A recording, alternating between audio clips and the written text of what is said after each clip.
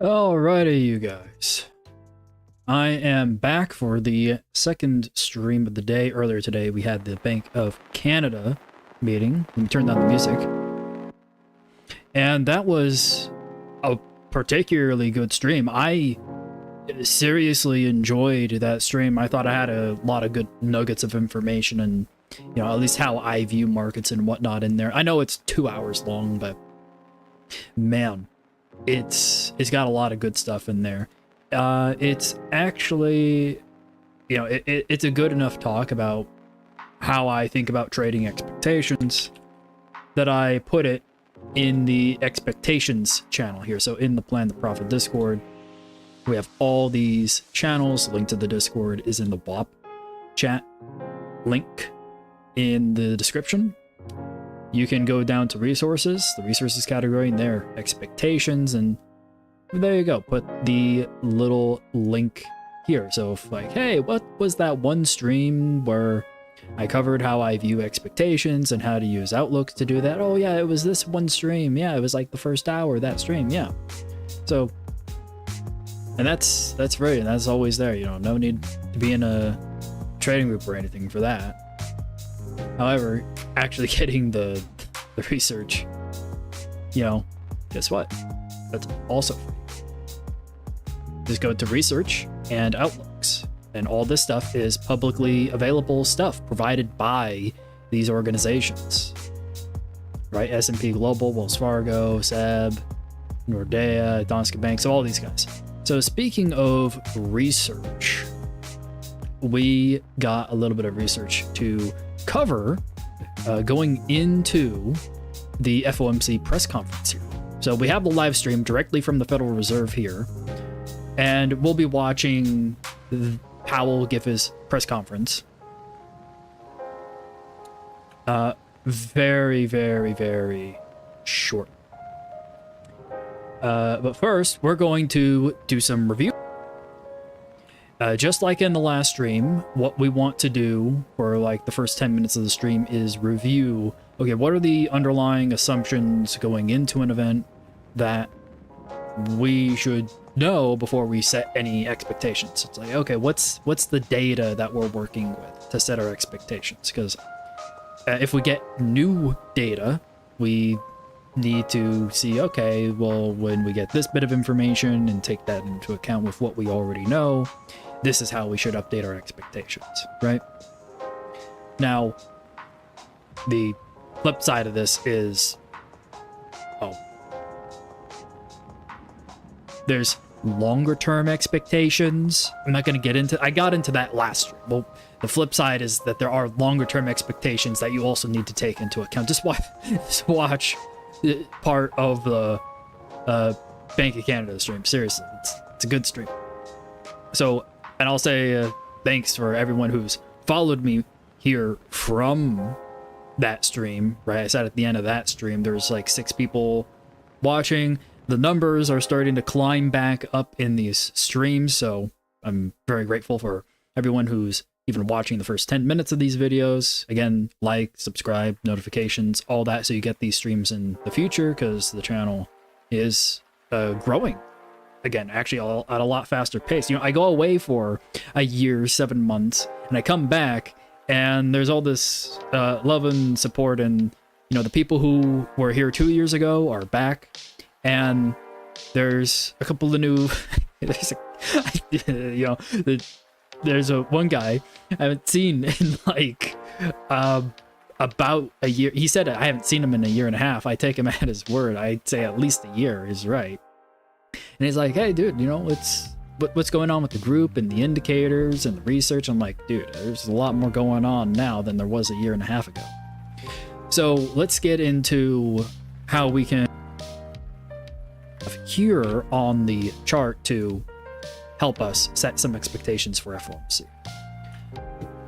Right here, we have just a snapshot of the CBOE Fed Watch Tool odds, which is pretty much saying, hey, 99.5% chance that the Fed will hold the rates at their current rate.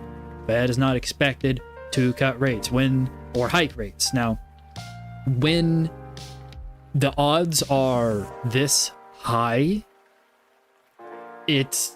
I don't think there has ever been a surprise when the odds were this high. You know, when you get to like 99, 98, 97%, that a particular, essentially like the threshold I think is 95%. Once you get above 95% on this Fed watch tool, you're just,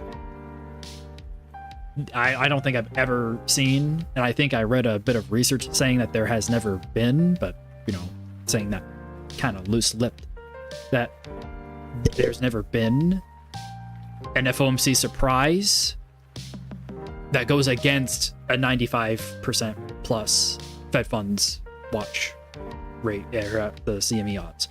So these are pretty good. So that comes from the Steam Room, which is Wall Street Jesus. He's got some good analysis, man. All right, this guy, Firon, absolutely my favorite guy to follow when it comes down to Fed watching. Like, I try and watch the Fed closely, but you know what? This guy's got a Bloomberg terminal and he actually understands, you know, the SOFR market. He's like, hey, check this out. Recall that in probability 50% odds. He's essentially saying, hey, markets are starting to think maybe we get a cut in June. Right? That's what this is saying. Maybe we get a cut in June.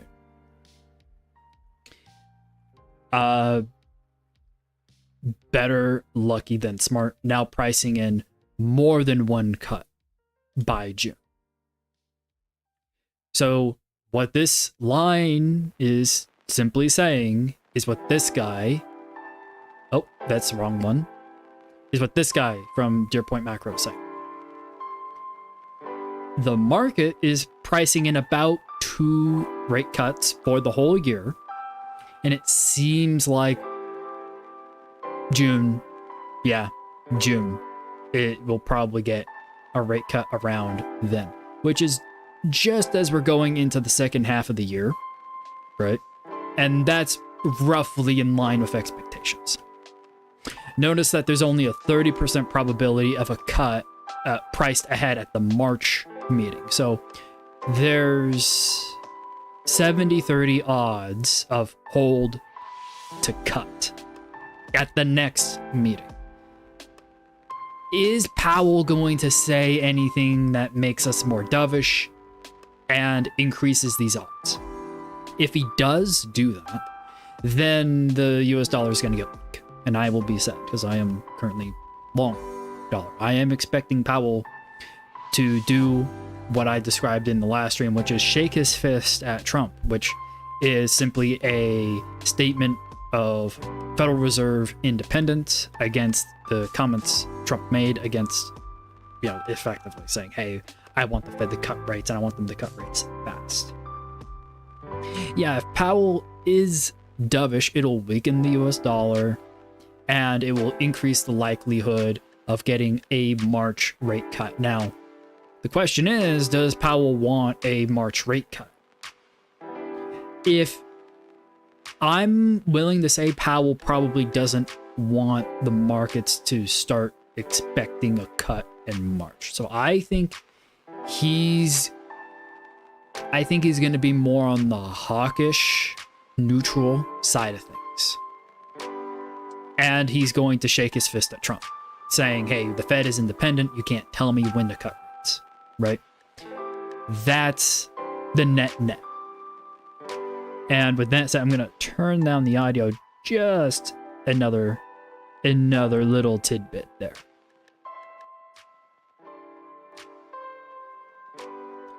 Yeah, there we go.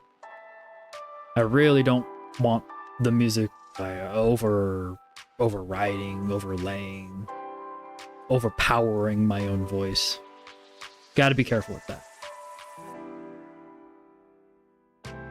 Well, Powell could be dovish if he wants the market to start pricing in a higher probability of a cut in March. We're already at 30% here. We have two 25 basis point rate cuts in the forecast for this year, in June and in December. So all this stuff here about June is like, hey, it seems like June and December are the two rate cuts that are priced in. And that's generally the framework that we're approaching this with. And then any extra rate cuts are going to come at the meetings in between June and December, or immediately before June. That's at least the net expectation of how the rate cut odds will probably get filled in.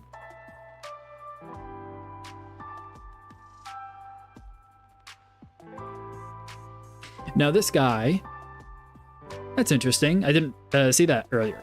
Our model of the optimal policy rate is 3.91%, or a range between 3.75 and 4, which is not aligned with the Fed's 3% forecast.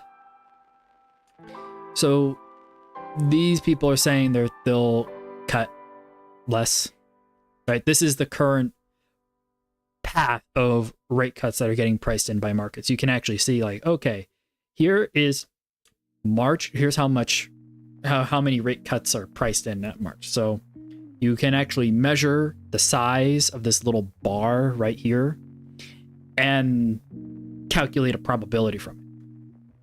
So the size of this little bar is about 30%. And then from here to here, I believe that's probably, no, it's got to be more like that. Yeah.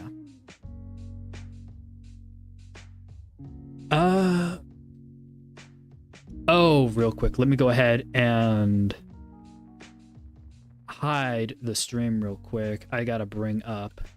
I remember that the computer blue screened on me during the last stream. Yeah, well, I forgot to open one of my applications.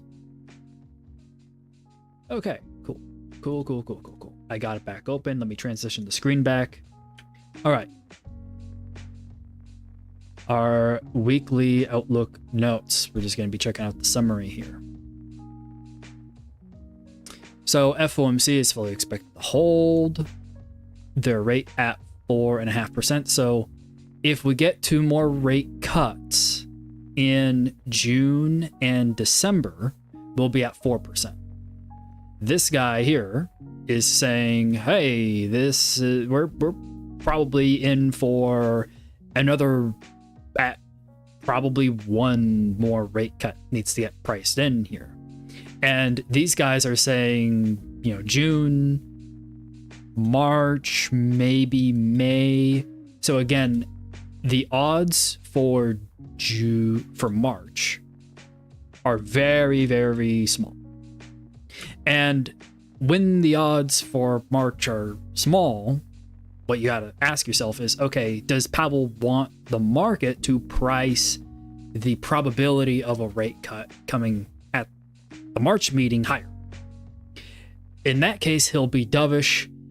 I don't think he's there yet. I think he's going to stay neutral to hawkish, frankly. Because otherwise he'll increase the odds of a rate cut here. And don't get me wrong, he could come in a little dovish, like what you said, Ari, right? And maybe if he's just coming in a little dovish, like if he's neutral dovish, he can bump this up from a 30% to more like a 50-50 in case he wants to hedge any sort of negative economic effect that comes through February and becomes an obvious negative effect by March. So he might hedge his bets if he thinks something catastrophic could happen in February, right? And make this probability of a rate cut, that third rate cut that could occur earlier in this year here, right at March. And then we have the March, June, December meeting. But then at that pace, you're probably talking about more rate cuts occurring in the second half of the year, probably another at least one more rate cut, and then you're at 3.5% Fed funds rate. Yeah, you'd be right around there. So with all that said, this is all very, very good research. Again, 2 rate cuts are priced in. They're priced in for June and December of this year. Maybe if Powell says something dovish, the odds of a cut occurring, a 3rd cut getting priced in for March, increases. But that would have to be based upon what risks Powell see coming in the immediate future here in February. Otherwise, yeah, I think he's gonna probably skew to the more neutral, hawkish side, unless he intentionally wants to hedge Trump tariff, negative economic risks, and go towards the dovish side. And that's how I would be interpreting, okay, Powell's getting dovish. This is why he would be getting dovish. Okay, Powell's getting hawkish. This is why he'd be getting hawkish, because he doesn't have enough data to actually show that Trump's policies are actually causing like immediate catastrophic negative economic impact going into February. So no need to change monetary policy going into March. So March would be another hold, right? That's kind of the view. So we're going to more or less find out where Powell lies on that spectrum, how aggressive he's going to be shaking his fist at Trump, determining the Fed's independence, and how much he's taking Trump at his word, and how much of a negative or positive, whatever kind of impact Powell himself and his own economic forecasts are expecting from Trump's policies. So we'll get a lot of information from this meeting that we're about to get. And the FOMC meeting, yeah, everything should be good here. So again, this is the live stream directly from the Federal Reserve. I'm going to be giving some commentary throughout the press conference, and we won't be looking at USD CAD. We looked at USD CAD all in the stream earlier today when we were trading the Bank of Canada meeting. Again, we had some great analysis in there. You can hop into the Plan the Profit channel, Discord. The link to it's in the description. Just log in through WAP. Keeps all the bots out. And there you go. Here's the link. And then it's right here on YouTube. You can always go to the live streams. This is, a lot of people find this easier. It's like, oh, okay, there's the stream, there's the link, there you go. Because sometimes it's impossible to find in your subscriptions, and you know, sometimes people have notifications on for every channel on YouTube, and it's like, oh my god, okay, where do I just find the thing I want to watch in a timely manner, please? Please. Oh man, I always hate it when someone who I really want to watch posts something and I can't find it worth jack, right?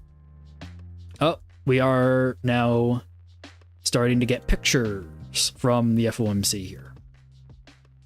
And we got a bump right as soon as this picture showed up in USD CAD. But we, again, like I said, we're not going to be looking at USD CAD. We're going to go to the euro dollar, because tomorrow and all throughout, over the next 12 hours, we're going to be getting we're going to get the initial preliminary data out of Europe.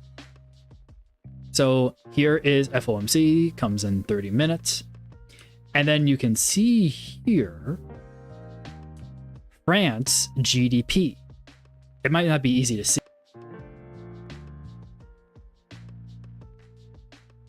There we go. That should be a lot easier to see now. And don't worry, Powell hasn't started speaking yet. So this is the economic calendar. Again, we have FOMC coming in right now. We're doing this. But the reason why we're looking at euro dollar instead of the other pairs we were looking at earlier today in the last stream is because we have GDP preliminary, GDP preliminary, GDP preliminary, GDP advanced for all these European countries coming out over the next 12 hours.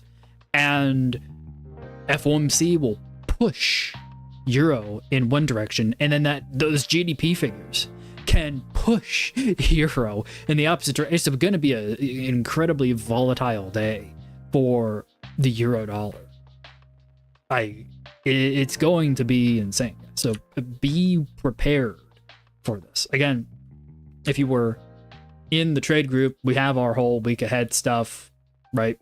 And technically, I already have the next week ahead note already prepared. So I'm already thinking about next week. I know it's only Wednesday and I'm already thinking about next week. It's just, I mean, if you look at some of these dates, right? April 1st, February 23rd, March 19th, you have to be aware of the major upcoming events that could be a month or two or sometimes 3-4 months away, just so that then you have as much time as possible to think, frankly, and ingest the data and keep an eye out for things that could come and blindside you, or read commentary from people. Like, the more ahead you can be, again, this is based on the premise that you already have your basics down. Like, you already understand what all this stuff means. And if you don't understand what all this stuff means,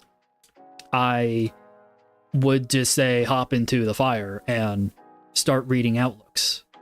Like, just start reading the outlooks. And when you come across a misunderstood word or a misunderstood concept, you go ahead and you hop into Google and you research it. And from there, you are good to go. And just, these come out every week, and there's also monthly editions.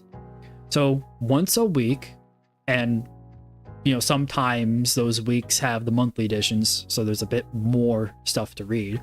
Just go through this channel here. This is free public channel. We're just sharing the links directly to where these files are distributed from the people who write them. You'd be surprised. There's PhDs, ex-central bankers who write this stuff for free. So go ahead, read what they have to share, and learn, okay, why do you care about this economic data point? Why should I care about it? Is this actually useful? And when you make a habit of reading these outlooks every single week, you end up with a really strong habit. And I mean, more importantly, you actually can pick up all the jargon from Googling, like, hey, I don't understand that word. What does that word mean?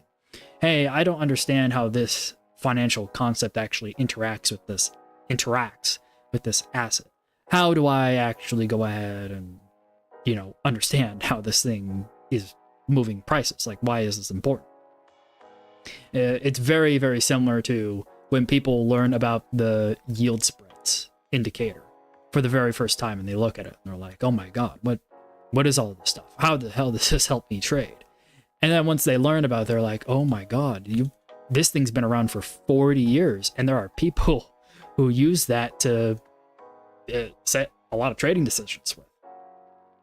And again, this is the Federal Reserve live stream. We'll be watching this and commentating over it, but mostly listening to Powell. He comes on in about 25-ish minutes, so we still got plenty of time to kill.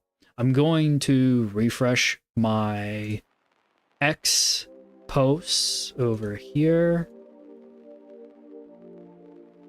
I have special lists on X for world leaders, people who post outlooks, and believe it or not, people who are heads of research.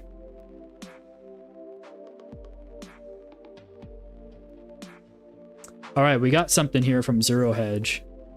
Fed statement, red line, most notable change in the FOMC is dropping the reference to inflation. Quote, making progress towards the committee's 2% objective. Okay, that is bad.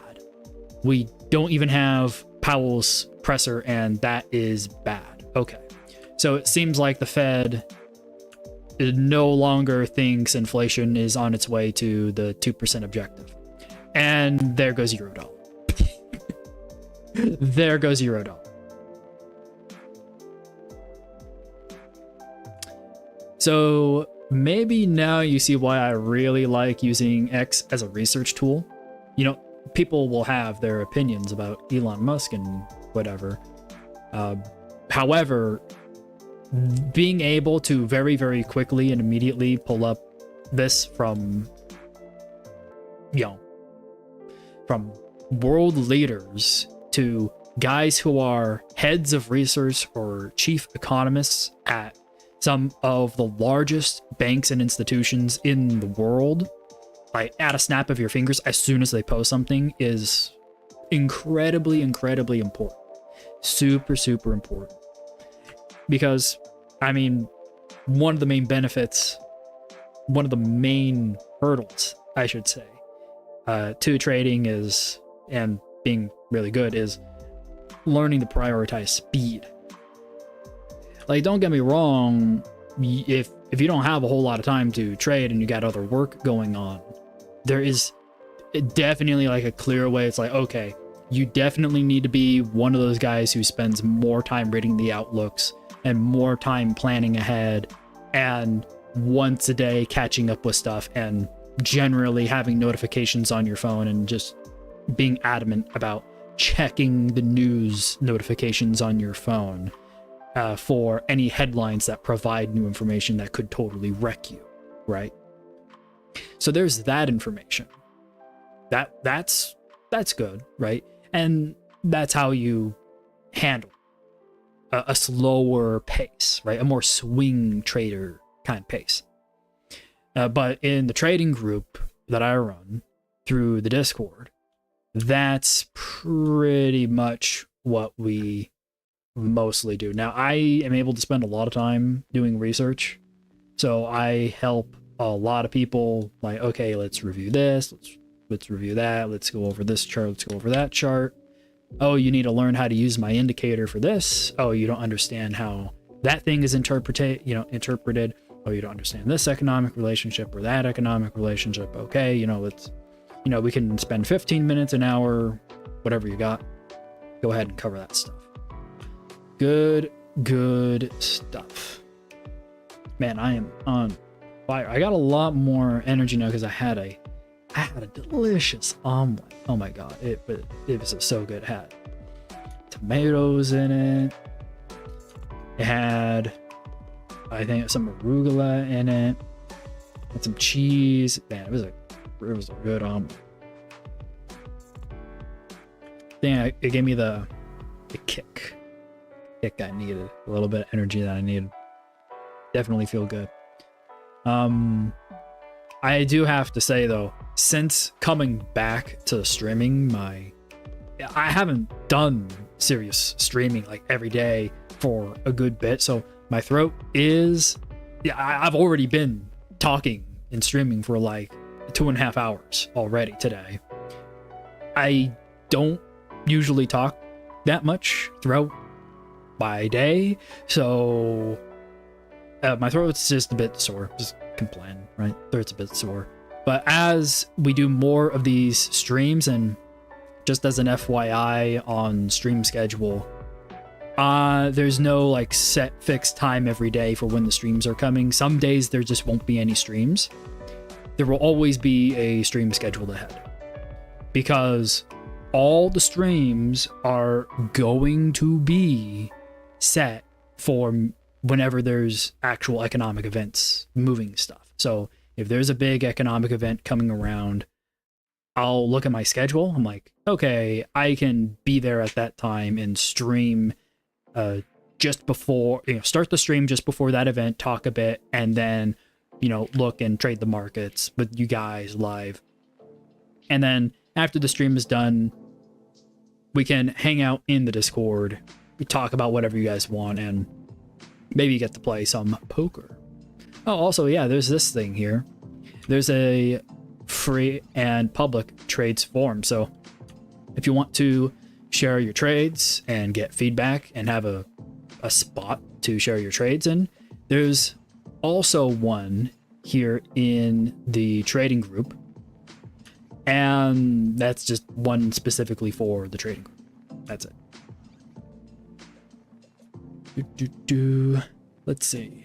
We are still waiting. So this is kind of a big deal. So for anyone who's just hopping in, we have new information from the FOMC. It turns out that they are dropping the statement saying that the committee is confident that we're on a path to 2% inflation at the 2% inflation objective. So it seems like the FOMC, oh, remember what I just said? Remember what I just said about Powell, is he going to be hawkish? Is he going to be dovish? Well, if he's going to be hawkish, he's going to be more concerned about the inflationary impacts of the Trump economic policies. And if he's going to be...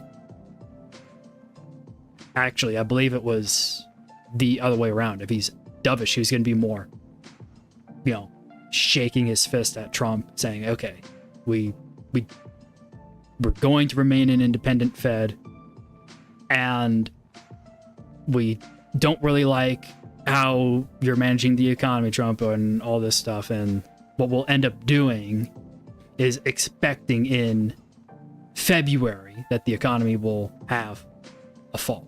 And then we'll go ahead and be dovish now.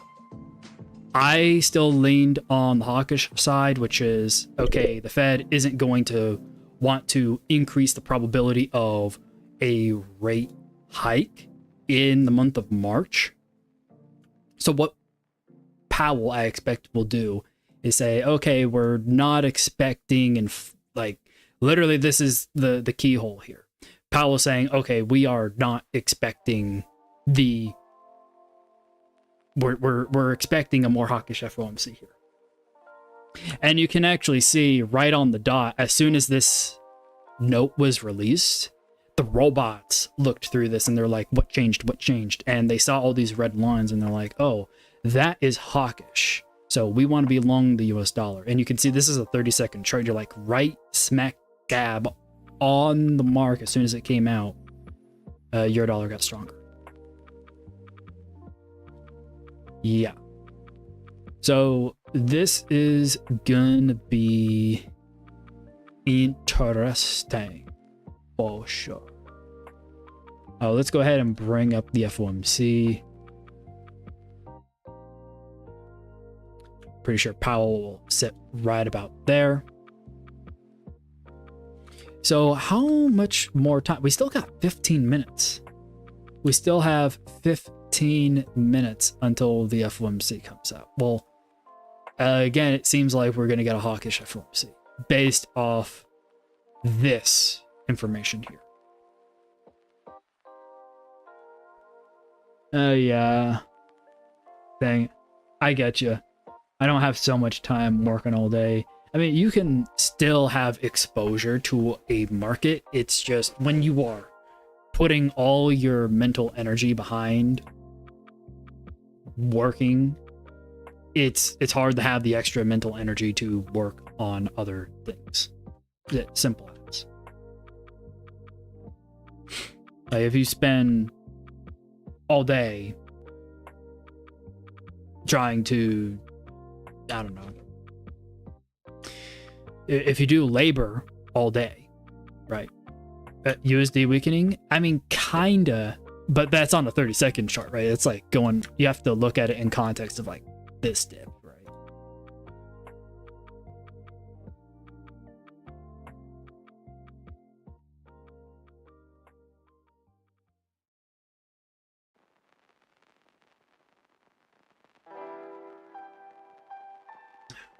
Take a quick little sip of water. Man, I'm not too sure what happened with my concurrent viewers. For a second, I thought I saw 15 concurrent viewers. Maybe someone is pressing F5 really fast on my stream and refreshing my stream a lot, because I don't know where all those, like, I had 6-7 viewers max in the last stream, and seeing 15 all of a sudden, maybe someone shared the link, I don't know. Bum, bum, bum, bum. But obviously, those weren't real people, because if they were real people, one of those guys would have said something in the chat like, "Hey, I found you from such and such a place," and da da da da da da da da. FOMC dropped. Oh no, we caught it.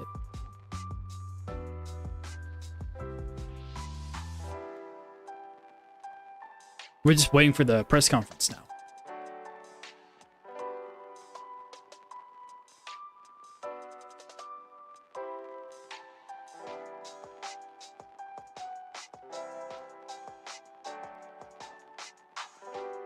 Like, don't get me wrong, the hold was a given. The hold was a given. That's why I wasn't like, I wasn't watching this. I'm watching this because Powell explaining the change of language here is a lot more important than, okay, they held rates at the same level. So, I mean, yeah, technically I did miss talking about the decision when it dropped, but the important part is, okay, is Powell going to be hawkish?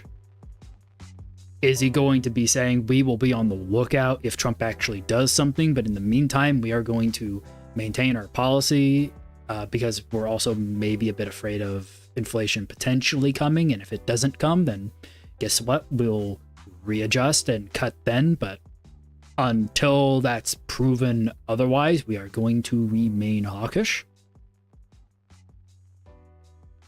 Or is he going...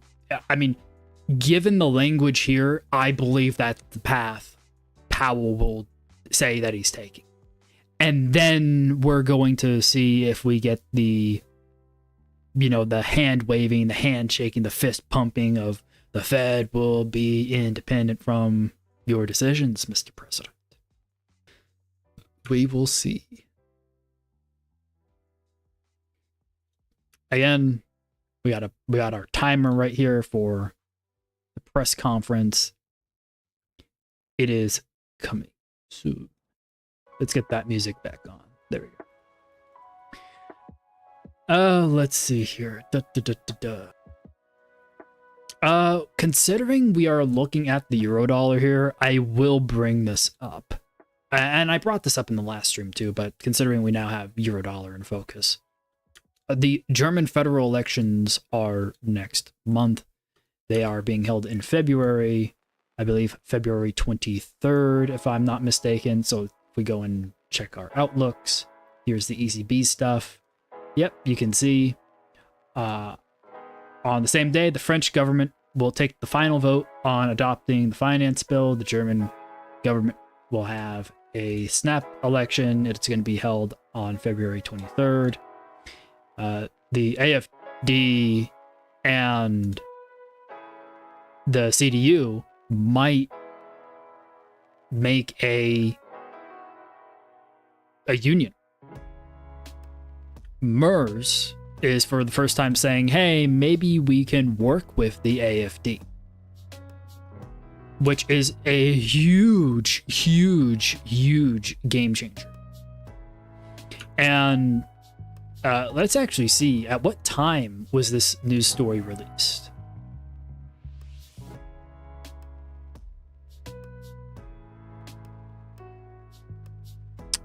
Okay, come on, you can look. Okay, so it was 10:41 a.m. Pacific. So if we go over here, right around here, it seems. Yeah, 10:41. So right here. So after MERS said, hey, we are good to go with the AfD, we had a sell-off. Check that out. Right here is where we had the sell-off. And that's the same timestamp as that news story. So it doesn't seem like that's a particularly good development. However, considering we have FOMC immediately occurring right next to the story, there's probably a factor there, some noise involved. But given all that, all's good. All's good. All's good. We got 8 minutes left. Man, how do I kill this time here until we have something to do? Well, we can look at the FX heat map. USD is killing it, except against the yen, dollar yen.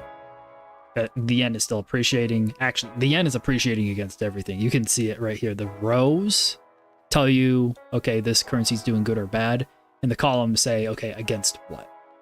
So the yen, oh, if I close that, the yen is doing good against everything because you see all these cells here are green versus the Swiss franc. You see how all these cells here are red? So the Swiss franc is doing bad against everything. Same with the Australian dollar.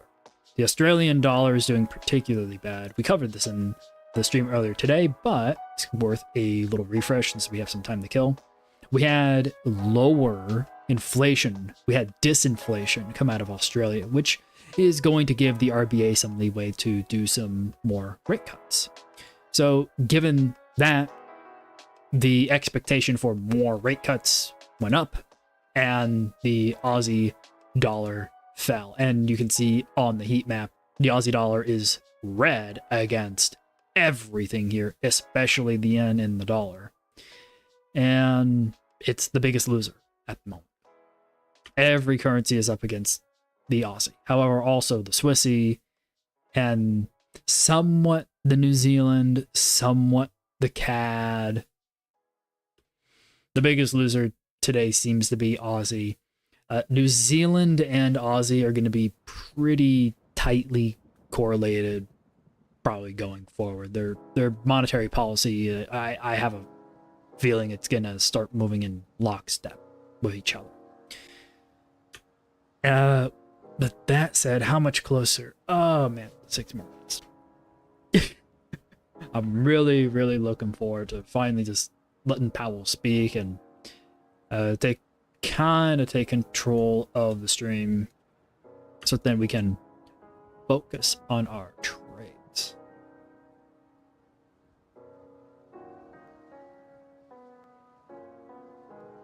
Let's go ahead and adjust these windows here a little bit because we want to be able to see the price action, and we also want to be able to see Powell when he comes out to speak. So Powell should be in this little window right here for you all to see. He should be standing right here in the middle of the screen. And then we'll have Eurodollar here on the left with a 30-second chart on, which means that the chart's price will react very, very quickly, and you'll be able to see kind of sentence by sentence, word by word, when Powell says something, how price is moving. Now, don't get me wrong, when you're on this small of a time frame, there's a ton of noise, but it's fun to watch. It's fun to watch.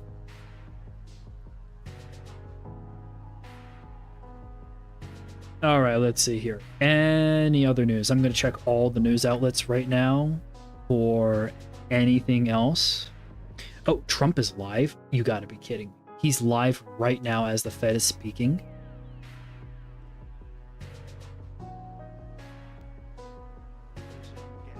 Oh, no. Wow.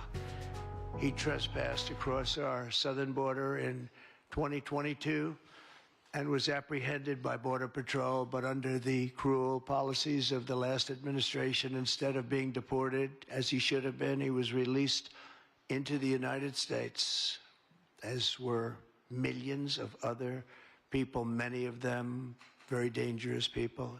And you see what we're doing? We're getting them the hell out of here.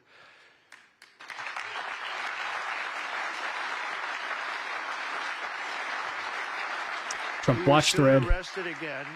Thank you very much. New York City on charges of Thank you, endangering a child, but because of New York City's deadly sanctuary policies, as we have in California and many other places, which we're ending, we're going to end them. Released again to reoffend. The Biden administration then provided this illegal alien criminal with a free. Yeah, that stream just started to lag. Baby drill.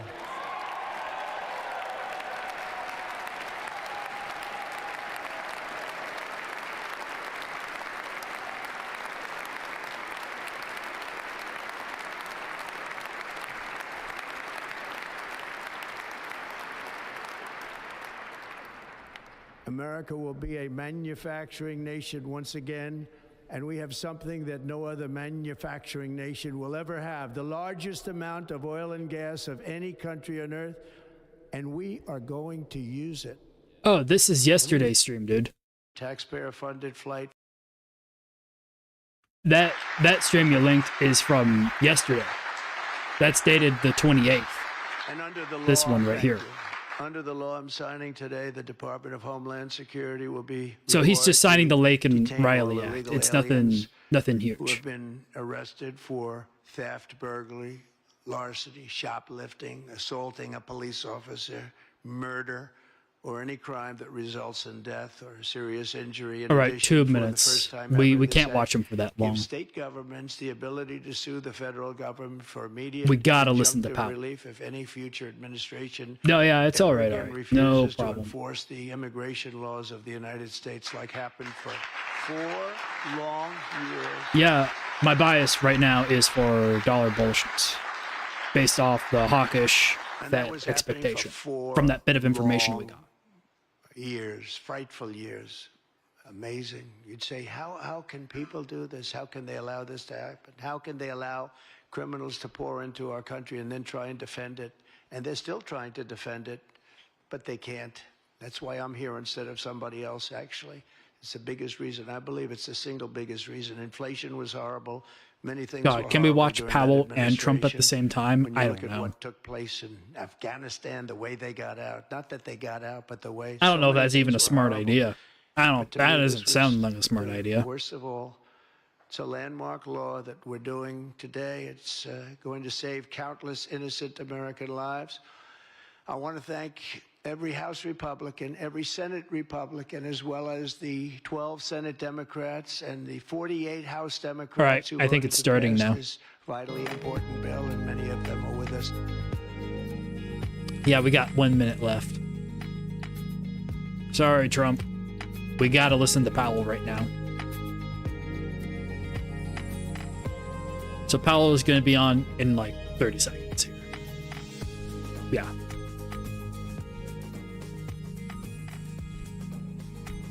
Counting down 40 seconds.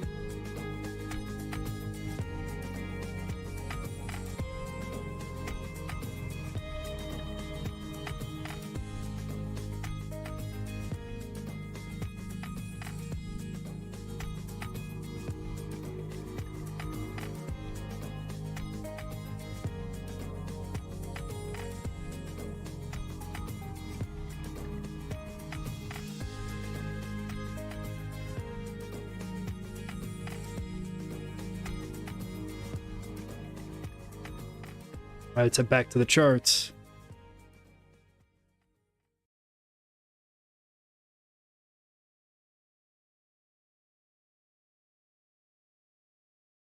And Powell is not at the podium yet. Hey, Tone. Nice to see you. Glad you can make it.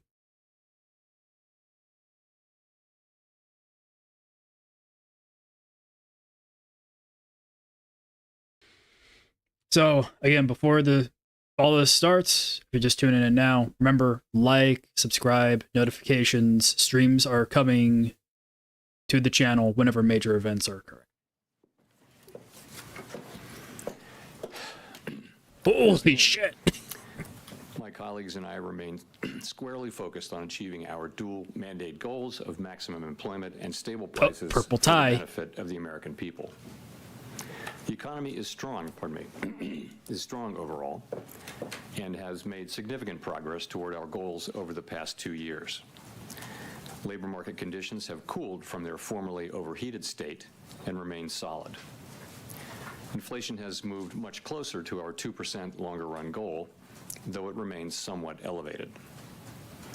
In support of our goals, today the Federal Open Market Committee decided to leave our policy interest rate unchanged and to continue to reduce our securities holdings. I'll have more to say about monetary policy after briefly reviewing economic developments. Recent indicators suggest that economic activity has continued to expand at a solid pace. For 2024 as a whole, GDP looks to have risen above 2%, bolstered by resilient consumer spending. Investment in equipment and intangibles appears to have slowed in the fourth quarter, but was strong for the year overall. Following weakness in the middle of last year, activity in the housing sector seems to have stabilized. In the labor market, conditions remain solid. Payroll job gains averaged 170,000 per month over the past 3 months. Following earlier increases, the unemployment rate has stabilized since the middle of last year, and at 4.1% in December remains low. Nominal wage growth has eased over the past year, and the jobs-to-workers gap has narrowed. Overall, a wide set of indicators suggests that conditions in the labor market are broadly in balance. The labor market is not a source of significant inflationary pressures. Inflation has eased significantly over the past 2 years, but remains somewhat elevated relative to our 2% longer-run goal. Estimates based on the Consumer Price Index and other data indicate that total PCE prices rose 2.6% over the 12 months ending in December, and that, excluding the volatile food and energy categories, core PCE prices rose 2.8%. Longer-term inflation expectations appear to remain well anchored, as reflected in a broad range of surveys of households, businesses, and forecasters, as well as measures from financial markets. Our monetary policy actions are guided by our dual mandate to promote maximum employment and stable prices for the American people. We see the risks to achieving our employment and inflation goals as being roughly in balance, and we are attentive to the risks on both sides of our mandate. Over the course of our 3 previous meetings, we lowered our policy rate by a full percentage point from its peak. That recalibration of our policy stance was appropriate in light of the progress on inflation and the rebalancing in the labor market. With our policy stance significantly less restrictive than it had been and the economy remaining strong, we do not need to be in a hurry to adjust our policy stance. At today's meeting, the committee decided to maintain the target range for the federal funds rate at 4.25% to 4.5%. We know that reducing policy restraint too fast or too much could hinder progress on inflation. At the same time, reducing policy restraint too slowly or too little could unduly weaken economic activity and employment. In considering the extent and timing of additional adjustments to the target range for the federal funds rate, the committee will assess incoming data, the evolving outlook, and the balance of risks. We're not on any preset course. As the economy evolves, we will adjust our policy stance in a manner that best promotes our maximum employment and price stability goals. If the economy remains strong and inflation does not continue to move sustainably toward 2%, we can maintain policy restraint for longer. If the labor market were to weaken unexpectedly or inflation were to fall more quickly than anticipated, we can ease policy accordingly. Policy is well positioned to deal with the risks and uncertainties that we face in pursuing both sides of our dual mandate. As we previously announced, our 5-year review of our monetary policy framework is taking place this year. At this meeting, the committee began its discussions by reviewing the context and outcomes of our previous review that concluded in 2020, as well as the experiences of other central banks in conducting reviews. Our review will again include outreach and public events involving a wide range of parties, including Fed Listens events around the country and a research conference in May. Throughout this process, we will be open to new ideas and critical feedback, and we will take on board lessons of the last 5 years in determining our findings. We intend to wrap up the review by late summer. I would note that the committee's 2% longer-run inflation goal will be retained and will not be a focus of the review. The Fed has been assigned 2 goals for monetary policy: maximum employment and stable prices. We remain committed to supporting maximum employment, bringing inflation sustainably to our 2% goal, and keeping longer-run inflation expectations well anchored. Our success in delivering on these goals matters to all Americans. We understand that our actions affect communities, families, and businesses across the country. Everything we do is in service to our public mission. we at the Fed will do everything we can to achieve our maximum employment and price stability goals. Thank you. I look forward to your questions. All right, here's the real deal now. Mr. Chairman, Steve Leisman from CNBC. Mr. Chairman, at a event in Davos, or to Davos anyway, the president said he'll demand that interest rates drop immediately. So I guess I have a three-part question. Has the president done this to you? Has he made that demand? Secondly, what is your response to that? And third, what effect, if anything, if any, does a president making these kind of remarks have on policy? Thank you. Three questions. I'm seeing it really as one question, though. So I'm not going to have any response or comment whatsoever on what the president said. It's not appropriate for me to do so. The public should be confident that we will continue to do our work as we always have, focusing on using our tools to achieve our goals and really keeping our heads down and doing our work, and that's how we best serve the public. Here comes a little bit of relief against the dollar. I've had no contact. Thanks. Nick Timmeros, The Wall Street Journal. Chair Powell, you and several of your colleagues said around the time of the last meeting that your policy stance was meaningfully restrictive. Given economic and financial market developments since then, how has your confidence changed in an assessment that says interest rates are meaningfully restrictive? I don't think that my assessment really has changed. I mean, a couple of things have happened. We've gotten more strong data, but we've also seen rates move up at the long end, which could represent a tightening in financial conditions. I think if we look back over the past year or so, we can see that policy is restrictive. If you look at the effect of high rates on interest-sensitive spending, for example, in housing, and if you look at the achievement of our goal variables, we're seeing the economy move toward 2% inflation and has moved largely to maximum employment. So we really look at movement toward the goal variables to make that assessment. Now, policy is meaningfully less restrictive than it was before we began to cut. It's 100 basis points less restrictive, and for that reason, we're going to be focusing on seeing real progress on inflation, or alternatively some weakness in the labor market before we consider making adjustments. If I could follow up, does the economy here warrant meaningfully restrictive interest rates? And would you judge interest rates to still be meaningfully restrictive if you were to lower them by another quarter point? So I think our policy stance is very well calibrated, as I mentioned, to balance the achievement of our two goals.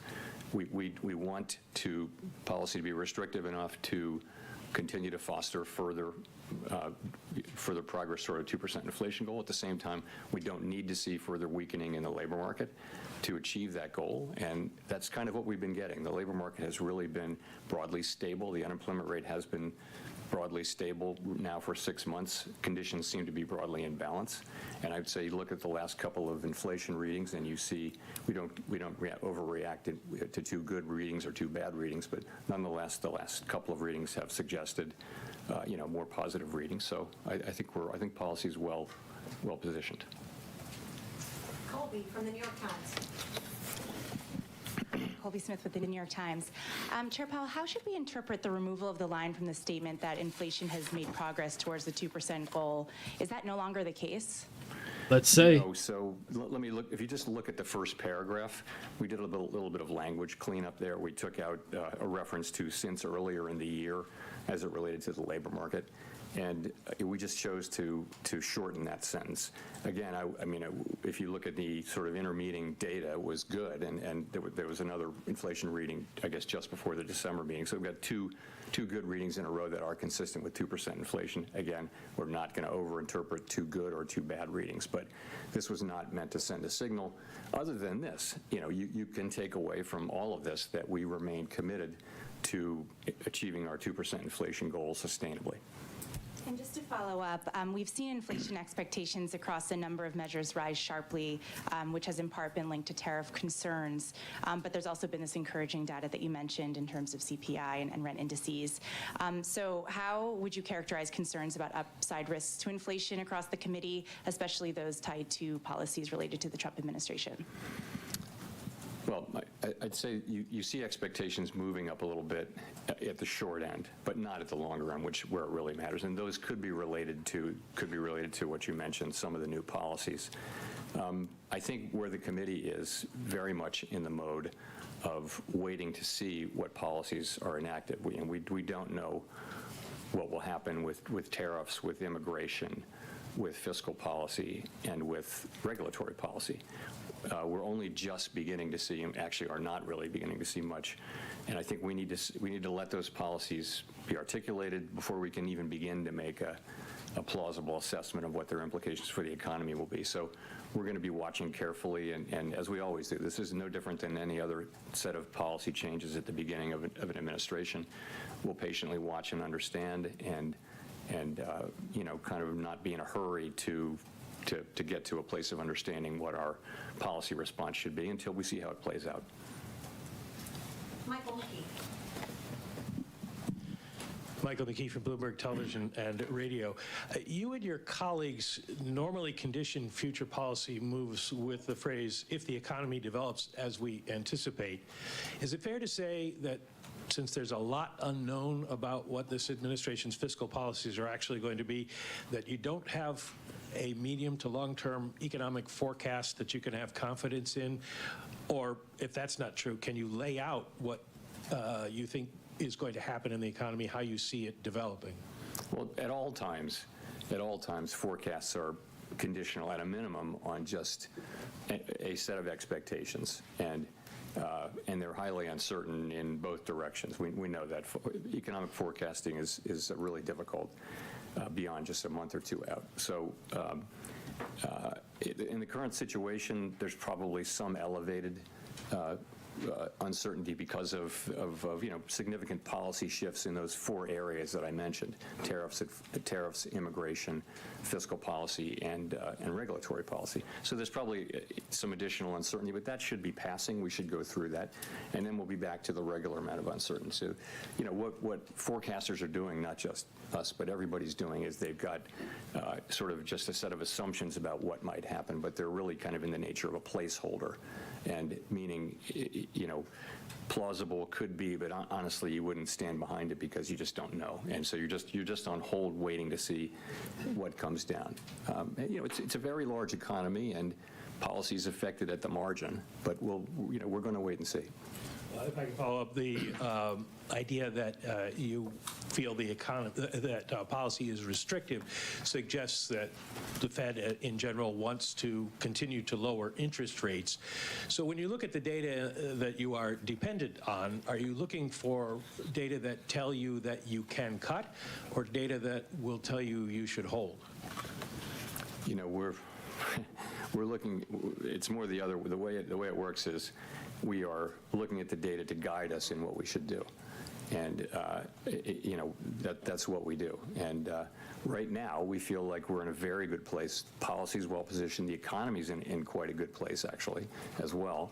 And what we do expect is to see further progress on inflation, and as I mentioned, as we see that, or if we were to see weakening in the labor market, that could foster, we could then be in a position of making further adjustments. But right now, we don't see that, and we see things as in a really good place for policy and for the economy, and so we feel like we don't need to be in a hurry to make any adjustments.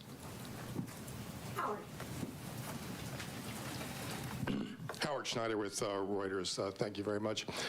In 2021 at a central bank conference, you said, quote, throughout my career in both public and private sectors, I've seen that the best and most successful organizations are often the ones that have a strong and persistent commitment to diversity and inclusion.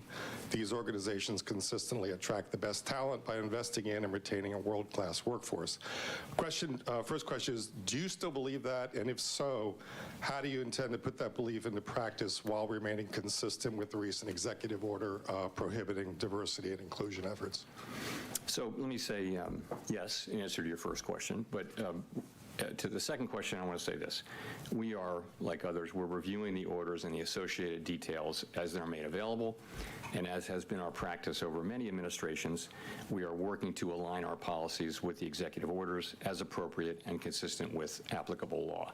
And I want to add that I'm not going to have anything more specific for you today on this whole set of issues.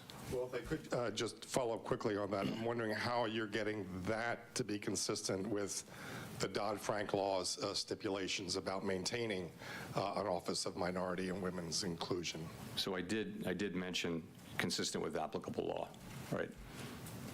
Which is governing. Elizabeth. Thanks so much. Elizabeth Schulze with ABC News. Just to follow up on Steve's question, what reassurance can you give the American public that the Fed will continue to operate independent of politics under this Oh, administration? here we go.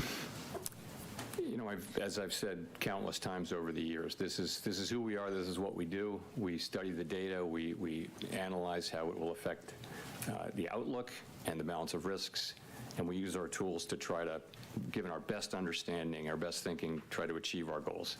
That's what we do. That's always what we do. Don't look for us to do anything else. And that's, you know, lots of research shows that's the best way for a central bank to operate.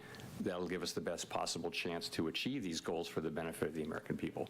That's always what we're going to do, and people should have confidence in that, as I said a few minutes ago.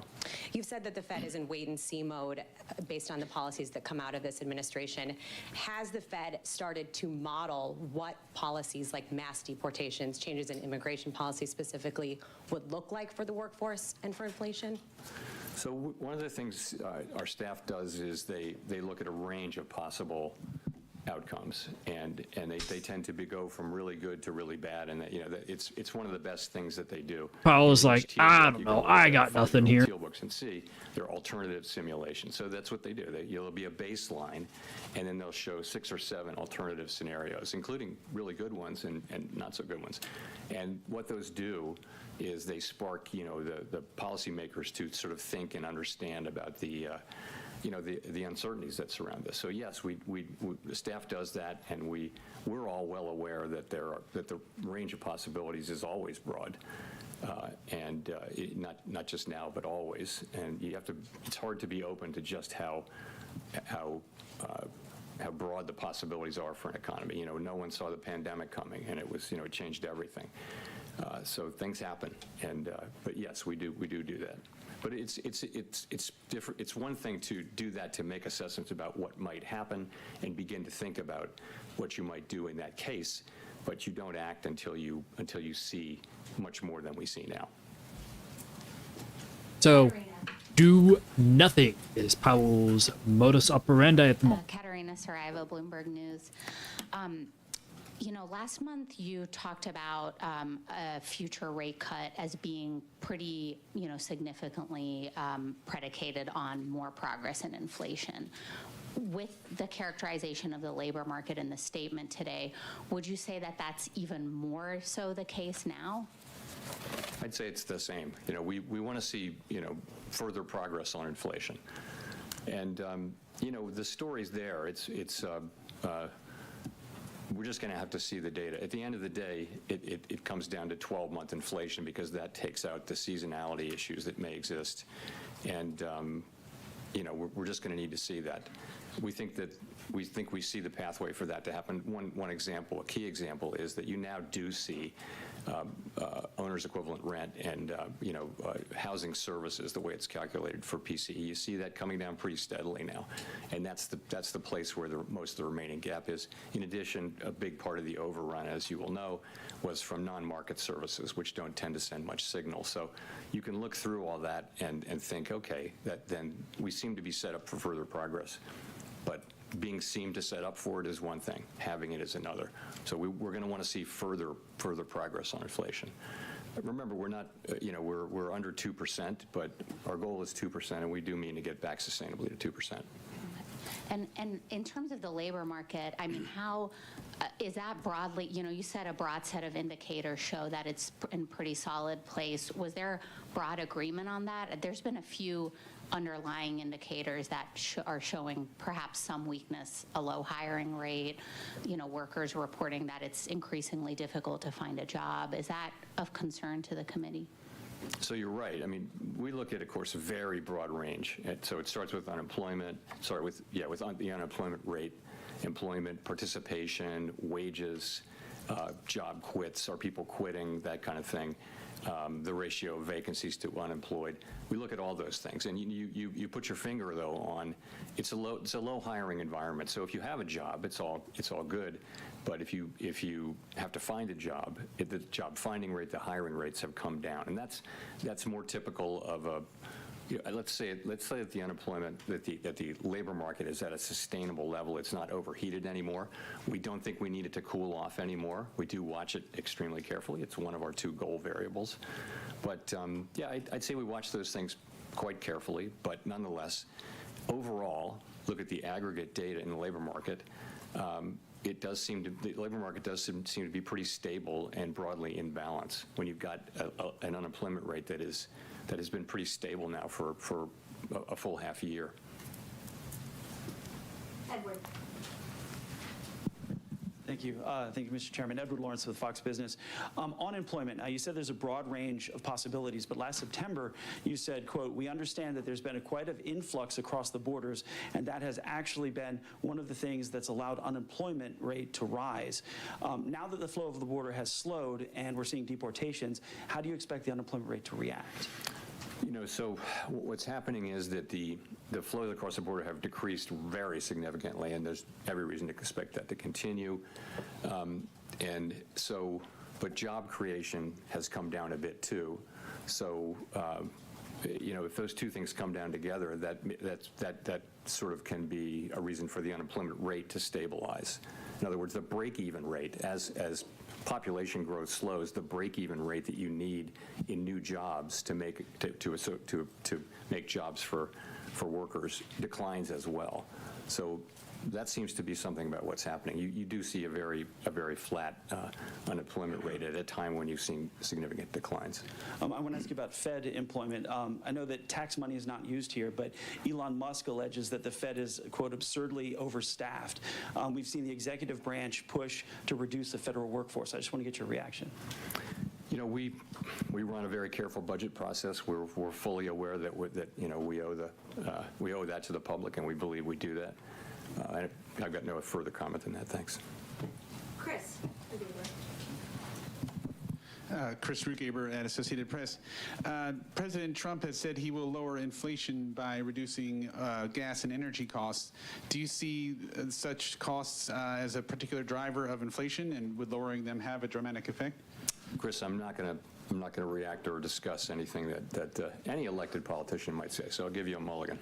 Okay, thank you. Well, nearly 2 weeks ago, the Fed said it was withdrawing from the network for greening the financial system, even as we have significant wildfires in Los Angeles doing billions of dollars in damage. And of course, the NGFS, as you know, is a group to talk about how the financial system could address climate change. Many commentators did see the timing as political. Why did you leave that organization? Can you explain that decision? Sure, I'd be glad to. So we considered this, really at length, and we did decide to withdraw from the NGFS.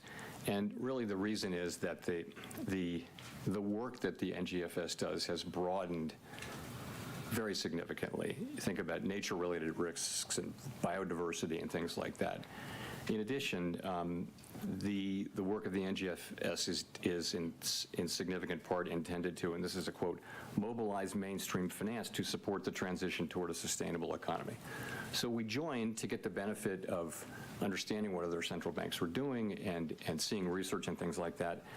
I think this is just way beyond any plausible mandate that you could attribute to the Fed. And so we have a quite narrow role, as I've said many times, and I think that the activities of the NGFS are not a good fit for the Fed, given our current mandate and authority. So, and I just think it was time to acknowledge that, this process dates back, thinking about it dates back a couple of years. I made the decision to bring this to the board, some months ago. It just the process just took time to get here, and this is when we got it and voted on it. So, and I'm aware of how it can look, but it was really not driven by politics. It was driven by kind of the disconnect between the work of the NGFS and our mandate. Other central banks have different mandates and belong to the NGFS. We have no criticism of them, but it just isn't. It's not right for the Fed. Andrew. Thanks. Andrew Ackerman with the Washington Post. I'm wondering if you could talk more about what further progress would look like for consumers. Well, 2% inflation down to 2% sustainably is what we're trying to achieve. You know, we're somewhat above that, as you know, and you know we want to see serial readings that suggest that we're making further progress on inflation. That's what we want to see, and consumers will pick that up, of course, in the things that they buy at the grocery store or at the store. The other thing I wanted to ask was just how far away you think you are from neutral. Yeah, you can't know with any precision, of course, as I like to say, that you know the neutral rate by its works. So I think at 4.3%, we're above pretty much everyone on the committee's estimates of the longer run neutral. I think our eyes are telling us that our policy is having the effects on the economy. That's really the question we ask. You can consult models, empirical models, theoretical models. You really have to just look out the window and see how your policy rate is affecting the economy. And I think we see that it's having meaningful effects in bringing inflation under control. It has helped bring the labor market into balance as well. So that's what we think. I would say we're meaningfully above it. I have no illusion that anyone knows precisely how much that is. But not knowing that and having cut 100 basis points means that it's appropriate that we not be in a hurry to make further adjustments. Victoria. Victoria Guido with Politico. So as a general matter, when it comes to executive orders and OMB memos, do those always apply to the Fed, sometimes, never, or do you just often voluntarily comply? What is the legality there? So it's been our practice, as I mentioned, to work to align our policies to those that are mentioned in the executive orders, and I'm just going to leave it at that. As I mentioned, I'm not going to go any deeper than that or get into any deeper into this set of issues today. Claire. Tricky. Claire Jones from the Financial Times. Two questions, if I may, on tariffs. Well, first of all, we've seen global trade wars before, notably in 2019, last time around, but then we were in a very different place on both inflation and growth. If we see tariffs of the same sort of magnitude that we got then, which I know is big if, what do you think might be different this time around? And secondly, Tiff Macklem said there was no doubt that the threat of tariffs was a big driver of the cut by the Bank of Canada today. What sort of information would the Fed need to see on tariffs before it was willing to take such a preemptive move? Thank you. Sorry. What sort of information would you need to see on tariffs? Would you need to see a strategy, actual implementation, actual movement of inflation expectations before you're actually willing to change the path of monetary policy on the basis of it? Yeah, so first of all, things are a little different now. We've just come through a high inflation period, and you can argue that both ways. You can say that companies have figured out that they do like to raise prices, but we also hear a lot from companies these days that consumers have really had it with price increases, and so I don't know how that shakes out. Nonetheless, you're coming through a situation where we're not quite back to 2%, and that's just different. In addition, the trade, the kind of footprint of trade has changed a lot as trade is now spread around. It's not as concentrated in China as it was. There was a lot more manufacturing. It moved to Mexico and other places. So there are differences, and I just think the range of possibilities is very, very wide. We just don't know, and I don't want to start speculating, as tempting as it is, because we really don't know. And we didn't know, by the way, in 2000 and I guess 18. We didn't really know. And again, the range of possibilities very, very wide. We don't know what's going to be tariffed. We don't know for how long or how much, what countries. We don't know about retaliation. We don't know how it's going to transmit through the economy to consumers. That really does remain to be seen. There are lots of places where that price increase from the tariff can show up between the manufacturer and the consumer. Just so many variables. So we're just going to have to wait and see. And the best we can do is what we've done, which is study up on this and look at historical experience, read the literature, and think about the factors that might matter. And then we'll just have to see how it goes. Courtney.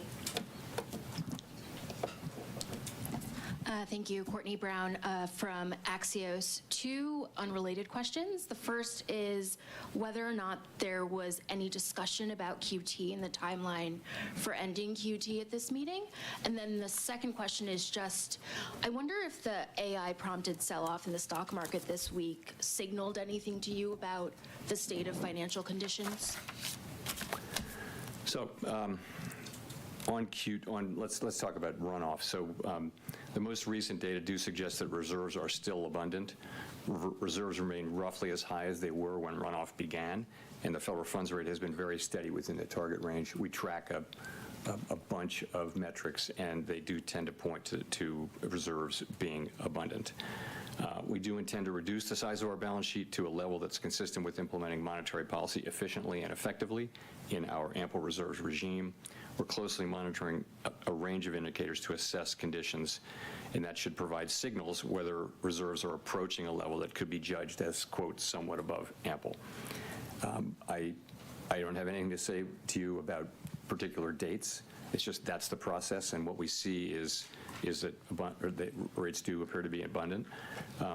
As always, we stand ready to take appropriate action to support the smooth transition of monetary policy, including to adjust the details of our approach for reducing the size of the balance sheet in light of economic and financial developments.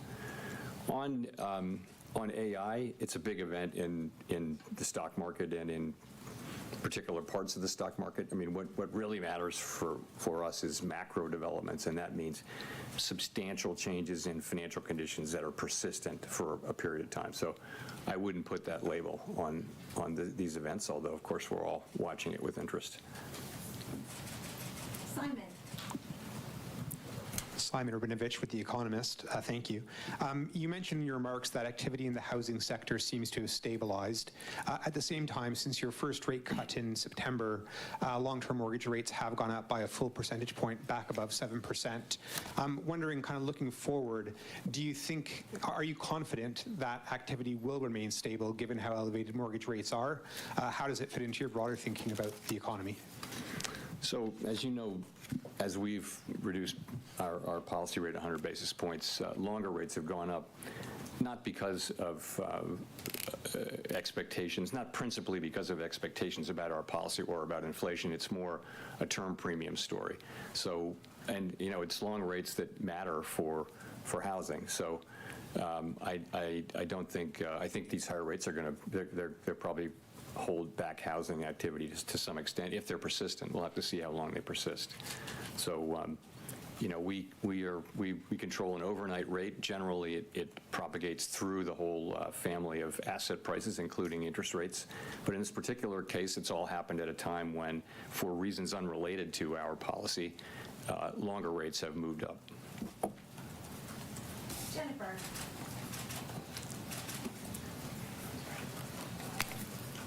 Thank you, Chair Powell. Jennifer Schonberger with Yahoo Finance. You said you want to see further progress on inflation. Given that households appear to be unhappy with the elevated level of prices, do you believe the committee should wait until inflation has fallen back to target to cut rates again? No, I wouldn't say that. We've never said we need to be all the way at target to reduce rates. At any time, what we're doing is we're looking at the economy and asking whether our policy stance is the right one to achieve maximum employment and price stability. So I think if we would want to see further progress, but we think our as I mentioned, we think that our policy stance is restrictive, meaningfully restrictive, not highly restrictive, but meaningfully restrictive. And so I would think we need to see further progress. I wouldn't say all the way back down to 2% on a sustainable basis, although we'd love to see that, of course, and we will. And separate question for you on tariffs. Curious whether the threat of tariffs and not knowing whether they could stick or not creates uncertainty for business here in the United States and could cause them to pull back, ultimately weighing on growth. Does the threat of tariffs cause you to ponder your growth forecast? You know, I want to avoid commenting even indirectly on the conduct of tariffs. You know, it's not our job, and it's not our job to comment on the That's a moves that stronger people make. So wording. I wouldn't want to criticize anything that's happening or really comment on it one way or another, praise it for that matter. It's just not our job.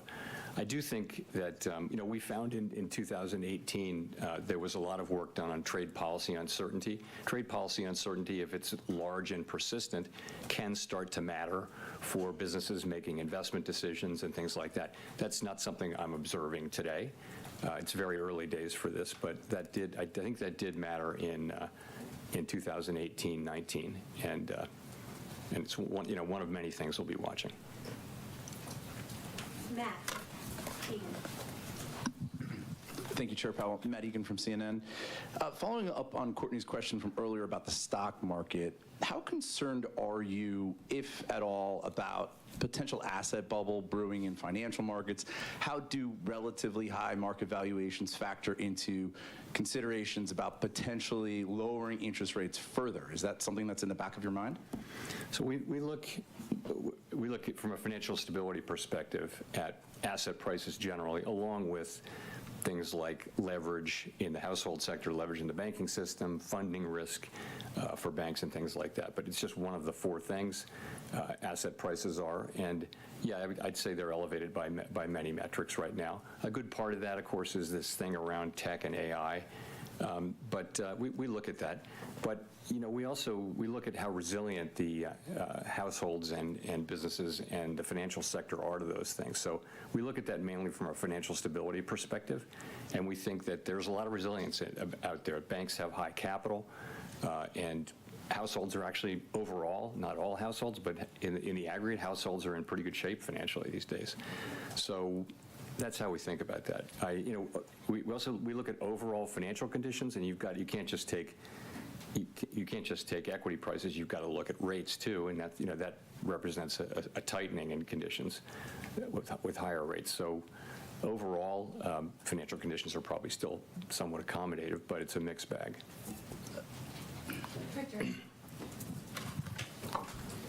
Hi, Chair Powell. I'm Richard Escobedo with CBS News. One question for you. This month's statement notes that unemployment is stabilized at a low rate and that the labor market is solid. You walked through some of what's driving this, but I wonder what risks you see that might challenge your assessment. Well, the things we discussed earlier, one is that there's a low hiring rate. And so that if there were to be a spike in layoffs, if companies were to start to reduce headcount, you would see unemployment go up pretty quickly because the hiring rate is quite low. So that's one thing we look at. I think it's worth pointing out that for lower income households, they're under significant pressure. And in the aggregate, the numbers are good, but we know that people at the lower end of the income spectrum are struggling with costs. And really, it's high inflation for the basics of life. It's not so much the inflation now, it's the price level, because inflation has raised prices. Inflation is now much closer to target, but people are really feeling that. But overall, this is a good labor market. You're at 4.1% unemployment. That's just a really good level, and you've been solidly there now for 6-7 months. And job creation is pretty close to a level that will hold the unemployment rate there, given that there'll be much slower population growth. One more question. Some of the uncertainty around immigration policy, in your assessment, is that making it harder for businesses and the Fed to plan going forward? We hear anecdotal reports, but I don't see, there's nothing in the data yet on that, but you hear that kind of thing about construction, for example, and businesses that are dependent on immigrant labor are saying that it's suddenly gotten harder to get people. But again, I know you don't see that in the aggregate data yet, but yes, you hear it anecdotally. Nick. Thank you, Chair Powell. Nicholas Jasinski from Barron's. The uncertainty is certainly a theme today, and I'm wondering, are there any periods from your career or as it relates to markets, the economy, what's going on here in Washington and beyond, or from lessons from history that may provide some guidance for a central banker operating in uncertain times like today? I guess I'd say this. Uncertainty is with us all the time. It is human nature, apparently, to underestimate how fat the tails are in a way. The possibility, we think of things in a normal distribution, and in the economy, it's not a normal distribution. The tails are very fat, meaning things can happen way out of your expectations. It's never not that way. I wouldn't, if you think about it, think about the first few months of the pandemic. That was uncertainty. Are we going to be able to reopen the economy? If so, when? How much of it? How long will it take? That was uncertainty. What we have now is a good labor market. We have the economy growing at 2 to 2.5%. Inflation's come down to now the headline inflation number was 2.6, and that's what the public experiences. We look at core because it's a better indicator of future inflation. So yes, the price level went up a lot for inflation, and people are feeling that, and they're not wrong. But so the kind of uncertainty we have is just a usual level of uncertainty about the economy, but then policies which are not for us to criticize or praise, really. Those are policies which people have been elected to implement. They're implementing them with a view to making a better economy. And so I wouldn't call this out as one of those times. I wouldn't compare it to the global financial crisis or anything like that, given that we have actually a very good economy right now.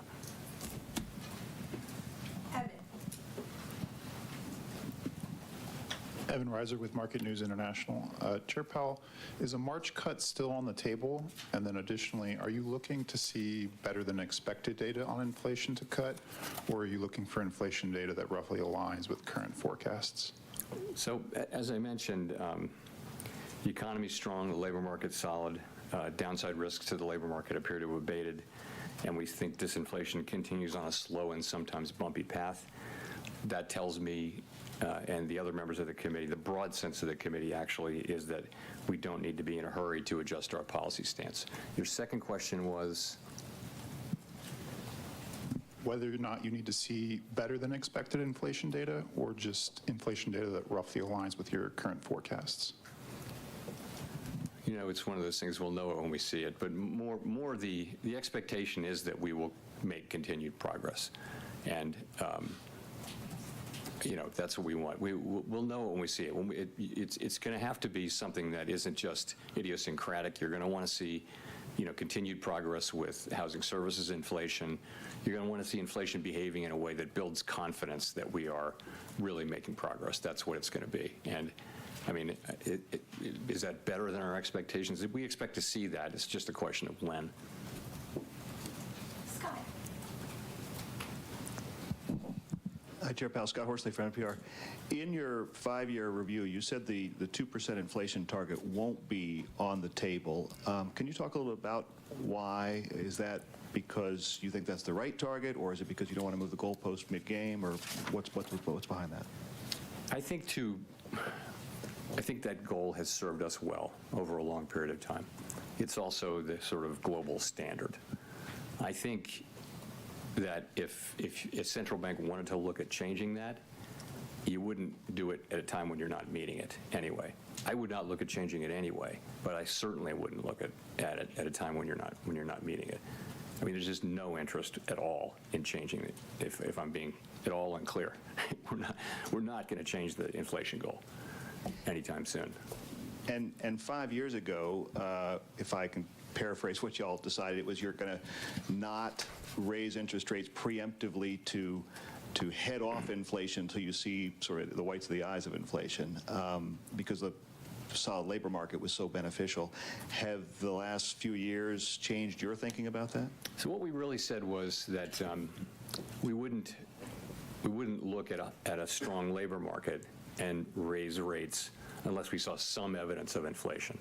So the thought was that we'd seen really low levels of of unemployment with no sign of inflation. So why would you preemptively want to put people out of work in the absence of any kind of any evidence that suggested that this was not a sustainable level?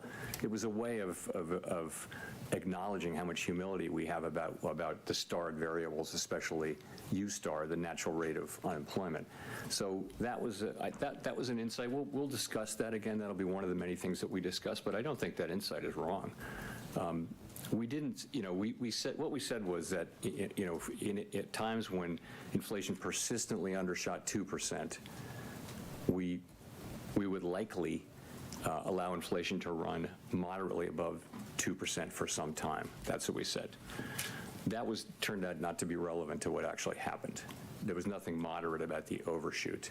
It was an exogenous event. It was the pandemic, and it happened. And our framework permitted us to act quite vigorously, and we did once we decided that that's what we should do. The framework had really nothing to do with the decision to. We looked at the inflation as transitory, and right up to the point where the data turned against that. And when the data turned against that in late 21, we changed our view and we raised rates a lot. And here we are at 4.1% unemployment and inflation way down.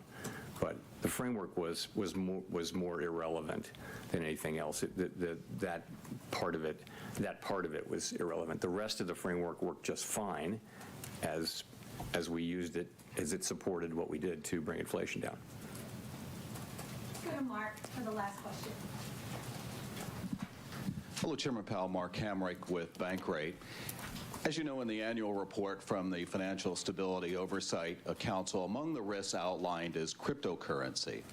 Could you talk about those risks now?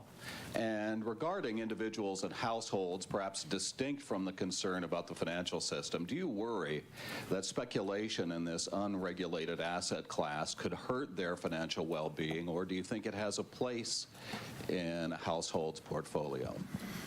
So our role with Bitcoin really is to look at, with crypto, really is to look at the banks, and we think it's, banks are perfectly able to serve crypto customers as long as they understand and can manage the risks, and it's safe and sound. As a good number of our banks that we regulate and supervise do that. The threshold has been a little higher for banks engaging in crypto activities. And that's because they're so new, and we don't want to make the mistake. If you're making a choice to conduct that activity inside a bank, which is inside the federal safety net with deposit insurance, then you want to be pretty sure that it's a safe and sound activity. So, we're not against innovation, and we certainly don't want to take actions that would cause banks to terminate customers who are perfectly legal, just because of excess risk aversion may be related to regulation and supervision. So. And with respect to households and their inclusion in that asset class? That's kind of it's not really our bailiwick. You want people to be knowledgeable about the financial engagements that they have, and that's why we have Looks the like securities it's law that we coming have. to It's a why, if you read a close. mutual fund prospectus or individual stock. Not much going on. When the meeting ends, we will check the final movements Understand the risk that they're taking, and then call it. Again, I do like, think it would be subscribe, helpful get if there notifications, and join the Discord if you don't want apparatus if you want around Discord notifications instead of crypto, YouTube and I think notifications. that's something Congress was working on. There's an quite a lot. ECB We've stream actually spent a tomorrow. lot of time There will be another stream Congress tomorrow for working the ECB. together with them on various things, and I think that would be a very constructive thing for Congress to do. Thank you.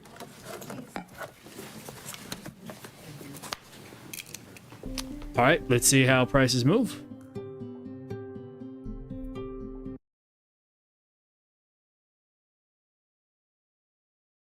What did you guys think? Go ahead and let me know in the Discord in the general chat what you guys were thinking about it. I got notifications on for the stream tomorrow. You guys will be notified once the thing comes up, and you guys can say, "Oh, for the day ahead." Actually, real quick, stay with me here, guys.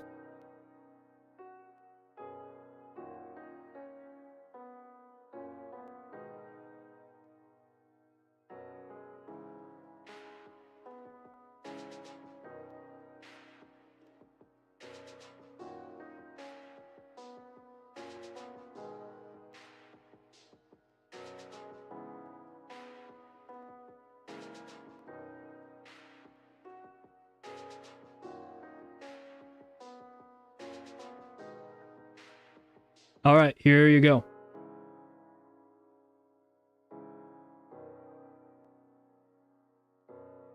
There is the link for tomorrow's stream for the ECB meeting.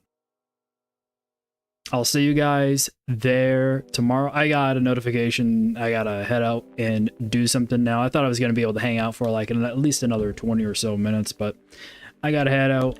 Thank you guys so much for watching. Remember, like, subscribe, join the Discord, get notifications, and check out the indicators if you can. Again, thank you so much for watching, everybody, and I will see you all in a bit.